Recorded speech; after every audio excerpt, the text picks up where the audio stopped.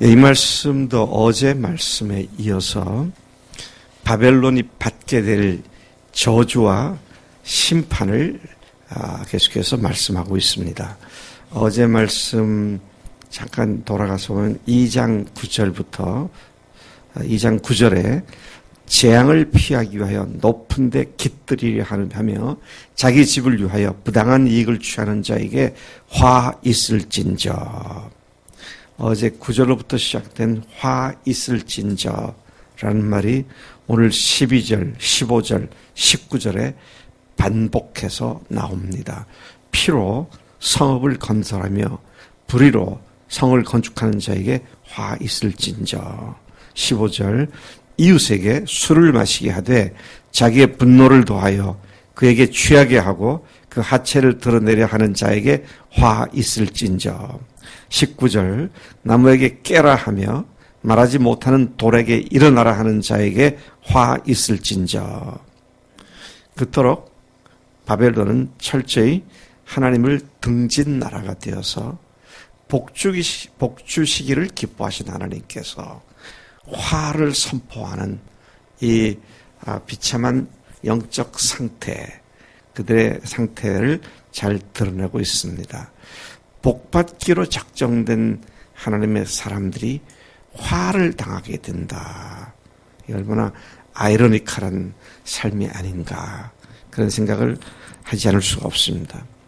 사실 성경 전체를 통해 나타나고 있는 바벨론이라는 나라는 이 세상 왕국의 상징입니다. 바벨론, 이 세상 왕국, 이제 등식이 성립되죠. 그래서 이 세상을 일컬어 성경은 바벨론이다, 그렇게 말을 하죠. 바벨탑에 대해서도 우리가 잘 알고 있습니다만, 하나님의 계시는 하늘 꼭대기까지 우리가 탑을 쌓자.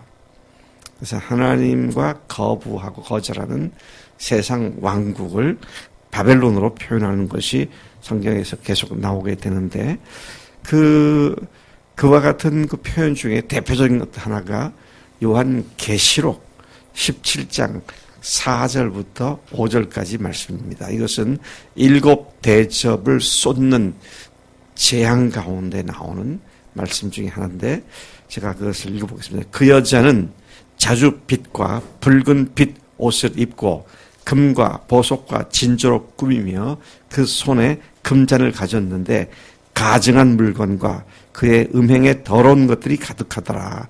그의 이마에 이름이 기록되었을 때 비밀이라, 큰 바벨론이라, 땅의 음녀들과 가증한 것들의 어미라 하였더라. 그랬어요.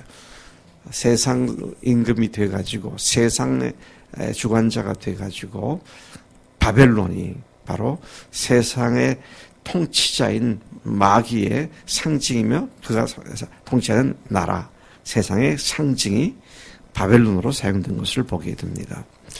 이 세상 왕국이 저주를 받고 심판으로 멸망받게 되는 원인들이 이 오늘 말씀에 쭉 기록되어 있습니다. 사실상 1절부터 나오는데요. 첫 번째, 이 세상 나라가 멸망을 받게 되는 첫 번째 이유가 뭐냐? 두말할 것도 없이 교만입니다. 우리가 이미 1장 11절에서 보았는데요. 그들은 자기들의 힘을 자기들의 신으로 삼는 자들이다. 주먹을 믿는다. 자기들의 신이 자기들의 힘이다. 2장 4절에도 보라, 그의 마음은 교만하며, 2장 5절에도 보면 그는 술을 즐기며 거짓되고 교만하여, 스스로를 하나님의 자리까지 높인 마귀가 지은 바로 그 죄가 바벨론의 저주와 심판의 근본 원인이었음을 1장부터 계속 말씀하고 있죠. 네가 하나님과 같아지리라는 말에 속은 인간이 자기 자신을 스스로 하나님의 자리에 올려놓고 사는 그런 심각한 상태를 경고해주고 있는 말씀이기도 합니다. 잠언 16장 18절 많은 사람들이 잘 알고 암송하기도 하는데요. 거기서 뭐라고 했습니까? 교만은 패망의 선봉이요. 거만한 마음은 넘어짐의 앞잡이니라. 교만하고 거만함이 어떻게 패망하고 넘어지게 되는 시작인지를 말씀하고 있는 것이죠. 바벨론이 저주를 받고 멸망하게 되는 또 다른 이유는 놀랍게도 술 취함과 음란이라고 말하고 있습니다. 15절에 보니까 이웃에게 술을 마시게 하되 자기의 분노를 더하여 그에게 취하게 하고 그 하체를 드러내려 하는 자에게 화 있을진저. 네게 영광이 아니요 수치가 가득한즉 너도 마시고 네 할례 받지 아니한 것을 드러내라. 여호와의 오른손에 잔이 네게로 돌아올 것이라. 더러운 욕이 네 영광을 가리리라. 술 취함에 대한 경고의 말씀을 듣게 됩니다. 술 취함은 사람들을 마비시키죠. 예, 자제력을 없어지게 만듭니다. 무모할 만큼 담대해지게 합니다. 우리가 세상에 취했을 때에, 예? 세상을 쫓아가고 세상에 취했을 때 우리가 오게 되는 게 뭐예요? 죄가 죄인지 아닌지 무감각해지는 겁니다. 죄의 자리인지 아닌지를 구분도 하지 못하게 돼요. 또 죄책감 따위가 없어지고 죄 짓는 일에 매우 용감해지고 담대해지는, 그리고 사리 분별이 제대로 안 되는, 그게 술 취한 상태죠. 그렇게 되면 어떻게 됩니까? 부끄러움도 모르고 수치도 모르는 거죠. 그래서 제가 요즘 이렇게 신문에 보도되고 있는 것뿐만 아니라 주변에서도 보면 수치와 부끄러움을 자랑으로 삼는 사람들이 너무도 많이 있는 걸 봅니다. 좀 기가 막힌 얘기예요.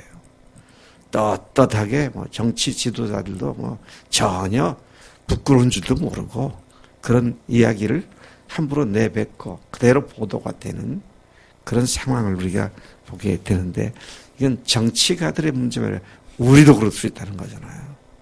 사람이 너무 교묘해서요, 자기가 욕심을 따라 세상에 취하여 세상 것을 추구하려다 보면은 그것을 합리화시키기 시작하죠. 합리화가 되면 그 다음에는 모든 게 문제될 게 하나도 없어요. 왜? 합리화를 시켜놨으니까. 참 무서운 얘기입니다.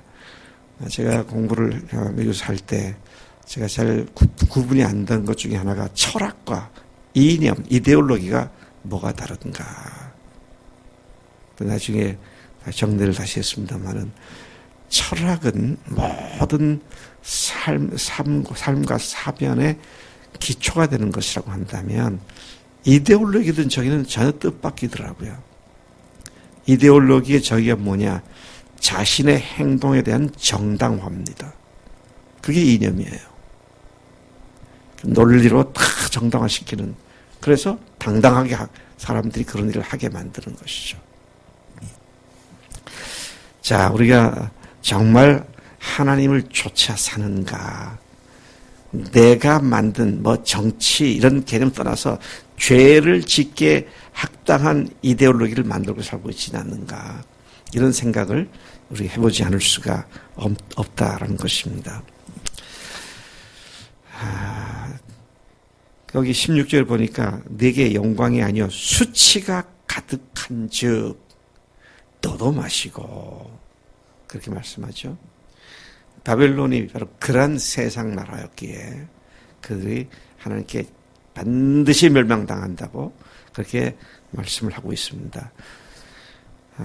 예수님은 이 세상을 향하여 뭐라고 말씀하셨어요? 악하고 음란한 세대라고 그렇게 하셨죠. 바울은 뭐라고 말했습니까? 술 취하지 말라, 이런 방탕한 것이다. 반대로 성령에 취하고 성령으로 충만하지 않으면 우리는 언제나 세상으로 충만하고 세상에 취할 뿐이다. 이 사실, 미들그라운드, 중간지대는 없습니다. 세상에 취하거나 성령에 취하거나 둘 중에 하나지 적당한 선은 있을 수가 없다는 것입니다. 우리가 분명히 아는 것은 이 세상의 통치자, 이 세상을 지금 주관하는, 한시적으로 주관하는 자가 마귀인 것을 우리가 잘 알고 있습니다. 그래서 요한 1서 5장 19절, 온 세상이 악한 자에게 처해 있다, 그렇게 말씀하시잖아요. 네. 예수님도 마귀를 향해서 이 세상 임금, 그렇게 말씀하시고, 바울도 공중 권세 잡은 자, 곧 불순자, 믿지 않는 자들 속에 역사하는 영들, 이제 그렇게 이야기를 하고 있는데, 세상에 취하게 되면 그렇게 된다. 또 다른 이유가 있는데요. 바벨론의 저주와 심판을 받게 되는 또 다른 이유가 있는데, 중요한 이유입니다. 바로 우상숭배입니다. 18, 19절에 다시 돌아가 보면, 새긴 우상은 그 새겨 만든 자에게 무엇이 유익하겠느냐. 이 말씀을 묵상해 보면 우상은 사람이 만든 겁니다. 그런데 만들어 봤자 그에게 유익할 게 아무것도 없다는 거예요.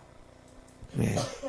부어 만든 우상은 거짓 스승이라 만든 자가, 계속 만든 자, 이렇게 말씀하는데요. 우상은 인간이 만든 겁니다.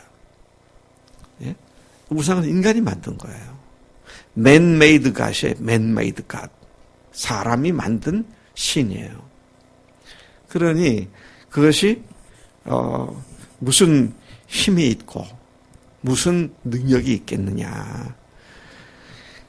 이 말하지 못하는 우상을 의지하니 무엇이 유익하겠느냐. 나무에게 깨어라 하며, 또 말하지 못하는 돌에게 일어나라 하는 자에게 화 있을진저 그것이 교훈을 베풀겠느냐. 보라, 이는 금과 은으로 입힌 것은 즉 그 속에는 생기가 도무지 없느니라. 돌로 만든 부처나 금으로 입힌 여러 우상들이 전혀 생기가 없는, 생명이 없는, 그저 돌덩어리고 그저 나무 조각이고 그런 것이다 하는 것이죠. 다시 말씀을 드립니다. 우상은 누가 만든다고요? 인간이 만든 겁니다.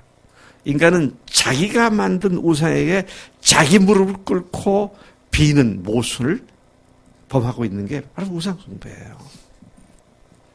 시 115편 4절부터 7절까지 이러한 우스꽝스러운 우상숭배에 대해서 아주 시니컬하게 잘 말씀하고 있습니다.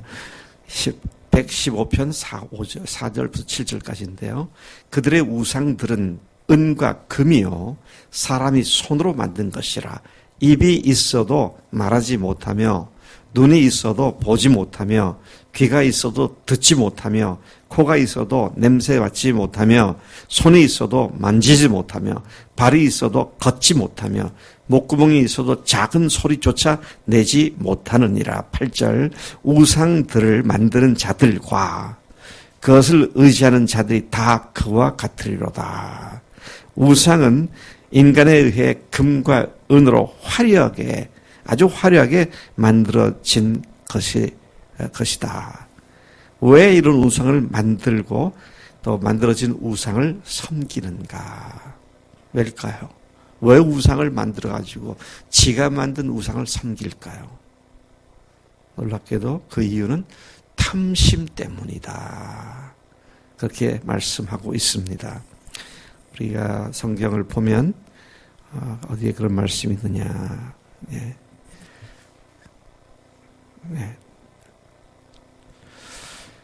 제가 본문을 여기다 인용해 오지 않았는데요. 탐심은 우상 숭배니라. 요 신약 성경에 그런 말씀이 나오죠. 도무지 생명이 없는 거짓된 것일 뿐이다 하는 것이죠.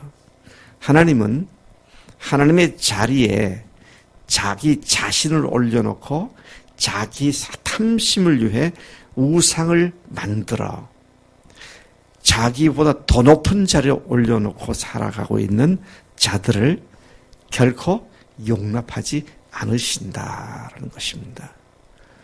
뭔가 자기가 추구하는 바를 욕심내고 있는 것을 얻기 위해서 자기가 만든 신에게 엎드려 그것을 달라고, 그러니까 탐심을 위하여 빌고 있는 그런 존재들이 우상숭배자들이다. 12절부터 14절까지 다시 돌아가 봅니다. 그런 자들의 모든 수고가 헛되고 피곤할 뿐이며, 그렇게 말씀하죠. 모두가 무모할 뿐임을 하나님은 명백히 말씀하십니다. 그것이 언제 그들의 무모함이 드러나느냐? 언제 드러나느냐? 물이 바다를 덮음같이 여호와의 영광을 인정하는 것이 세상에 가득하게 될 때에, 그 반대로 우상이 얼마나 허무하고 무모하고 피곤한 인생을 만들어 놨는지, 하나님을 아는 지식이 편만하게 될 때 바로 그것이 그들의 허무함과 피곤함을 드러내게 되는 것이다. 그렇게 말씀하죠. 이제 우리가 관심을 돌려 우상 숭배가 아니고 주목해야 할 것은 오직 성전에 계시는 하나님이시며, 이게 마지막 절입니다. 또 온 세상 사람들은 오직 그 앞에, 그분 앞에 잠잠을지어다. 하나님 앞에 입 다물고 하나님께 엎드려 하나님만 바라보고 사는 그런 삶을 살아야 한다. 그렇게 말씀을 하고 있습니다. 여러분, 오늘 교만함, 술 취함, 음란함, 우상숭배, 자, 이런 것들이 내 삶에 슬며시 파고 들어와 나도 모르게 내 삶의 어떤 부분에 뿌리를 내리고 있진 않은지 잘 살피고 주님 앞에 뿌리째 뽑아서 그것들이 내 삶에 조금도 끼어들지 못하도록 성결함을 주 앞에 나아가 기도하시기를 바랍니다. 하나님 아버지, 감사합니다. 오늘 큰 나라, 잔인하고 혹독한 제국이었던 바벨론을 하나님께서 반드시 심판하신다고 그렇게 말씀하셨는데, 그 이유가 그들의 교만, 그들의 술 취함, 음란함, 또 그들의 우상숭배, 하나님 탐심, 이것들이 문제가 된 것을 봅니다. 이것들이 거대한 제국을 벌받게 만들고 무너지게 만드는 원인이었던 것을 저희들이 다시 일깨워 말씀을 들었습니다. 하나님, 저희들의 삶 어느 구석에도 이런 것들이 끼어들어오지 못하도록, 혹 끼어들었다면 즉시 회개하고 깨끗함과 성결함을 받고 하나님께로만, 또 믿음의 시작자이시고 또 그것을 완성시켜 주시는 분이신 예수님께로만 초점을 맞추는 매일의 삶이 되도록 우리를 권고해 주셨사오니 우리가 그렇게 살겠습니다. 역사하실 줄로 믿습니다. 감사하고 예수님의 이름으로 기도를 쌉나이다. 아멘. 아멘.